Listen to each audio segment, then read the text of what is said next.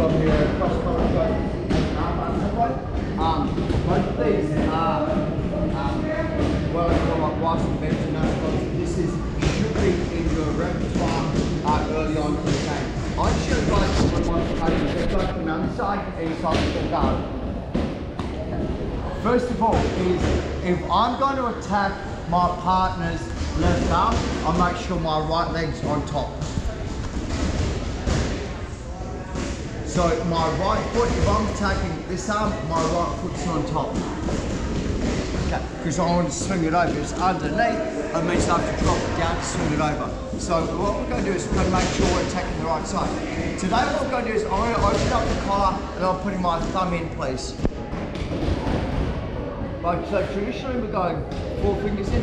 Today it's thumb in, nice and deep. And I want to pull it so that he acknowledges that there's tension on it and he starts to try to defend. So as he defends it, I pull my part down, I'm just going to get a whole chunk of gi on the back. But my thumb's not in the collar, my thumb's on the outside. And again. So break our part down, gets, my thumb goes in, and what I'm trying to do is I'm not trying to drive my thumb, I'm trying to drive my thumb so it actually hits that, so it gets that reaction. Got it? So I want that, so he has to deal with it. I see a lot of time we put it over here, there's no threat and he doesn't have to do it. Also, my wrist is too far away. So first thing is here, and I drive that. So that, I've got to pinch up his skin, like, you know, whether you get that up. So first thing he does is do that. I know what to try and break the grip. So first thing is I hold the head, I get a chunk of the gi on this side here. But my thumb is not in the equation. You're going to find this really hard to lasso your hand over the head if your thumb's in the equation. So first of all, guys, is this. I can't bring my top elbow overhead because it's going to defend it. So what I do is I kick my partner straight and I bring my elbow to his, my forearm to his temple. I start my grind now.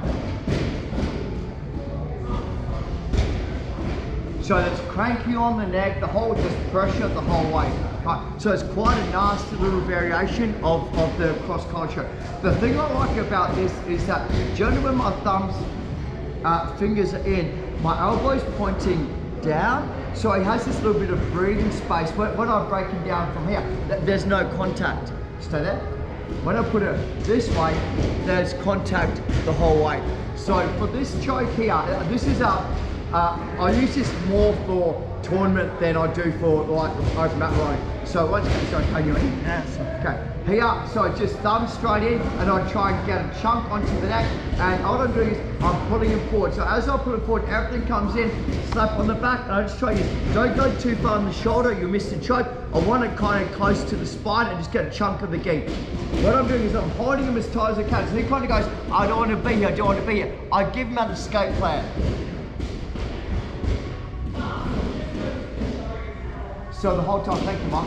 The whole time is that the forearm tension's on the neck, and he'll genuinely want to try and pop his head. The downfall is I want my arm on the far side to lasso to complete the lasso choke. So I need to push him a little bit to the side that the thumb's in, so he'll pop his head. If he doesn't pop his head, we'll cover that in a second. Ian, please come here. Inside my full guard. Sorry, how's that on the neck, Michael? It's horrible pain. So what's going is normally we go 4 fingers in from here, and there's no thread on the neck, right? So there's not that immediate danger. So what we're going to do is instead is my thumb is going to come in, and I'm kind of like doing a bow and arrow choke from here. So he has to try and defend the choke. Once he tries to defend the choke, I break him down, I get a slap on that, and all I'm doing is getting a chunk. My thumb's on the outside. Well, I find my thumb's on this side. When I try to roll it over, my thumb's in the way. So it's this, my thumb picks up the collar, my 4 fingers grip it, and what I'm trying to do from here is I'm just trying to keep tension. So as he tries to defend, I kick my legs away, I bring my elbow high. I don't lasso, do a full lasso, I start to squeeze. So the squeeze is pretty much on now. What you're going to see is you're going to try and push away with the hand, it sets up the arm bars as well, right? Because you can't push away with this hand, it's on the wrong side. If he doesn't defend the choke, I'll complete the choke. If he does try and defend it, I'll have a look at the arm bar. So first of all, it's a choke, guys. Okay, so what's going is my left hand opens up, my thumb goes in, but when I'm getting this is I'm gonna pull, I'm gonna get that. So he has to try and at least defend it. Does that cut like, yeah, because there's tension on it. Okay, my legs come forward. So when I pull forward, my toes lift high to bring him forward. On top, I get a chunk of the gi, no thumb in. And I keep the tension on. So there's quite a bit of tension. So I'm kind of like trying to choke him from here.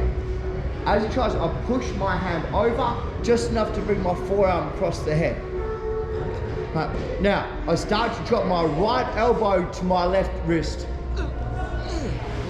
Right, my right elbow to my left wrist, and now as he tries to push away, he's on the wrong side and it's going to kick my choke. Yeah. He has to try and realign, so as he realigns, we have a look at the armbar. My thumb's in, so this stops him from stacking me up, right, and keeps him on the side that I want to flare, so you're able to take the claim. You've got to do the choke first, guys. If you don't concentrate on the choke, you're not going to get the armbar. Okay, 3, 2, 1, go. You might get the choke first. You want the choke.